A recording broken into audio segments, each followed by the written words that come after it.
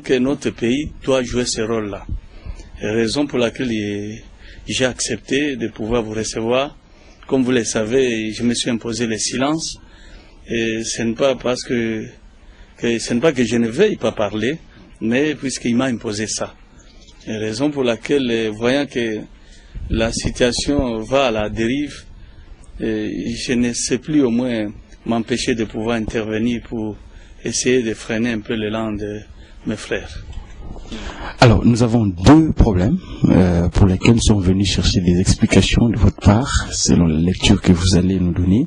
Le premier, c'est il a trait à un phénomène, je dirais, religieux qui est en train de prendre, disons, place dans la vie courante, la vie religieuse courante, dans les églises notamment. Ça a commencé par une chanson. D'abord, une chanson qui a été chantée par quelqu'un, un frère. On aura le temps, si on veut, pour pouvoir citer son nom. Mais une chanson qui disait que l'homme, nous, les Congolais, nous pouvons devenir des dieux. Que Dieu nous fasse des dieux pour devant des problèmes, que nous agissions comme des dieux. Alors ça a été récupéré par des pasteurs, notamment des pasteurs de Lubumbashi. Alors, donc c'est la question que nous nous posons. Est-ce que l'homme peut se déclarer Dieu?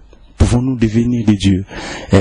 Quelle est votre lecture de ça, qui a commencé par la chanson? Est-ce que ça peut avoir des effets positifs sur nous, sur le pays, le fait de brandir, je dirais, des déclarations pareilles, nous sommes des dieux, nous pouvons devenir des dieux? Ça, c'est la première question. Vous choisirez laquelle commencer. La deuxième question, c'est... nous sommes au mois d'avril, bientôt il sera le mois de juin, on fera une année depuis que la conférence qui s'est déroulée au centenaire protestant à Kinshasa, de la réconciliation Europe-Afrique, où on a vu l'homme blanc qui est venu demander pardon.